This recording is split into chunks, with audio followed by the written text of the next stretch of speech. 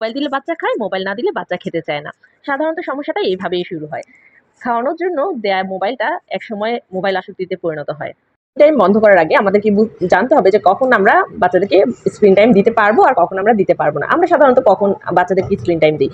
খাওয়ানোর সময়, ঘুমানোর আগে কিংবা বাচ্চা কান্নাকাটি করলে যখন আমরা ট্যান্ট্রাম হ্যান্ডেল করতে পারি না তখন আমরা বাচ্চাদেরকে মোবাইল দিয়ে দিই। মোবাইল কিংবা টিভি হচ্ছে আমাদের বাচ্চা সামলানোর শর্টকাট হাতিয়ার। কিন্তু এই হাতিয়ারটাই যখন আসক্তিতে পরিণত হয়ে যায় তখন আমাদের মাথা ব্যথা হয়, তখন আমাদের চিন্তা হয় যে এখন আমরা কি করব? বাচ্চা তো মোবাইল এডিক্টেড হয়ে গেছে। এখন এই সমস্যাটা কিভাবে সমাধান করব? একদিনে বন্ধ করা যাবে না। ধরেন আপনার বাচ্চা ১ ঘন্টা স্ক্রিন টাইম দেয়া হয়। আপনার বাচ্চাকে ১ ঘন্টা স্ক্রিন টাইম দেয়া হয়। এখন আপনি সেই স্ক্রিন টাইমটা ১ম এ কমিয়ে আনবেন। ১ম এ ৪৫ মিনিট দিবেন, তারপর ৩০ মিনিট, তারপর ১৫ মিনিট। যখন আপনি স্ক্রিন টাইমটা কমিয়ে আনবেন, তার আগে আপনাকে খেয়াল করতে হবে যে বাচ্চা স্ক্রিনে কি দেখছে। উল্টাপাল্টা রিলস যদি দেখে তাহলে আপনার স্ক্রিন টাইম কমানো কখনোই সম্ভব হবে না। ১ম এ আপনি আপনার বাচ্চার স্ক্রিন টাইম কমাতে হলে স্ক্রিনে বাচ্চা কি দেখছে সেটাকে নিয়ন্ত্রণ করতে হবে। ১ম এ আপনি আপনার পছন্দ অনুযায়ী শিক্ষণীয় ভিডিও দিবেন। যেটা দেখে বাচ্চা আসলেই কিছু শিখতে পারে এমন ভিডিও দিবেন। আর শিক্ষণীয় ভিডিওগুলো যাতে এমন না হয় যে বাচ্চা হাইপার অ্যাক্টিভ হয়ে যায়। যে নরমাল যে ভিডিওগুলো আছে ওইগুলা দিবেন। এতে করে বাচ্চারা নিজেরাও আস্তে, আস্তে স্ক্রিনের প্রতি আগ্রহ হারিয়ে ফেলে। কিছুক্ষণ দেখার পরে নিজ থেকেই খেলতে চলে যায় বা এটা সেটা করতে চলে যায়। সময় মোবাইল সম্পূর্ণ বাদ দেন। হয়তো ১ম ১ সপ্তাহ কিছুই খাবে না বাচ্চা, তারপরেও খাওয়ানোর সময় বাচ্চাকে মোবাইল দেয়া যাবে না। মোবাইলের বদলে বিকল্প দিন। শুধু যে স্ক্রিন টাইম না করে দিলেই হলো এমন তো না, বাচ্চার তো বিকল্প কিছু প্রয়োজন।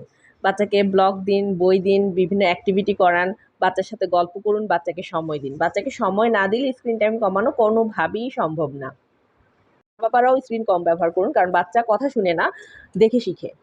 কান্নার জন্য প্রস্তুত থাকুন। ১ম ১ সপ্তাহ বাচ্চা কান্না করবে, চাইবে, তারপর জেদ করবে। যদি কান্না করলে আপনি আবার মোবাইল দিয়ে দেন তাহলে সেই সমস্যাটা সমাধান হবে না। সে বুঝবে যে আরো জোরে কান্না করলে তখন আবার জিনিসটা ফেরত পাওয়া যায়। এটা শুধু মোবাইলের বেলায় না, এটা যেকোনো জিনিসের বেলায়। যেটা দিবেন না সেটা দিবেন না। যেটা দেয়া যায় সেটা দিয়ে দিবেন। নিয়ম করবেন যে এটাই আমাদের পরিবারের নিয়ম। যেমন খাওয়ানোর সময় মোবাইল নয়, ঘুমানোর ১ ঘন্টা আগে মোবাইল নয়, বাইরে ঘুরতে গেলে কোনো মোবাইল নয়। কারণ বাইরে ঘুরতে গেলে বাচ্চাদের চারপাশে দেখার মতো অনেক কিছু থাকে, এক্সপ্লোর করার মতো অনেক কিছু থাকে। তারপরেও দেখি যে চারপাশে অনেক বাচ্চারা বাইরে ঘুরতে গিয়ে পার্কে গিয়ে মোবাইল দেখে। কেন? পার্কে ঘুরতে এসেছি, খেলাধুলা করতে এসেছি, মোবাইল কেন আমাকে দেখতে হবে? Rules is rules. এটা সবসময় বাচ্চার কাছে ক্লিয়ার রাখবেন। বাচ্চা যদি নিয়ম না মানতে চায়, যদি বলে মোবাইল দাও তারপর খাবো, আপনি এভাবে বলতে পারেন যে না, আমরা খাওয়ার সময় মোবাইল দেখবো না। আমরা একটু পরে খাই। তোমার ক্ষুধা লাগুক তারপর খাই। কিংবা জায়গা পরিবর্তন করতে পারেন। অন্য জায়গায় গিয়ে খেতে পারেন। সবসময় যেই জায়গায় বসে মোবাইল দেখে খেত বা টিভি দেখে খেত সেই জায়গাটা পরিবর্তন করে আপনি একদিন বারান্দায় গিয়ে খাওয়ালেন বাচ্চাকে, কিংবা অন্য ঘরের অন্য কোনো কোথাও গিয়ে বসে গল্পের বই দেখিয়ে খাওয়ালেন। এরকম করে আস্তে, আস্তে জায়গাটা পরিবর্তন করে অন্য জায়গায় অন্যভাবে ট্রাই করতে পারেন।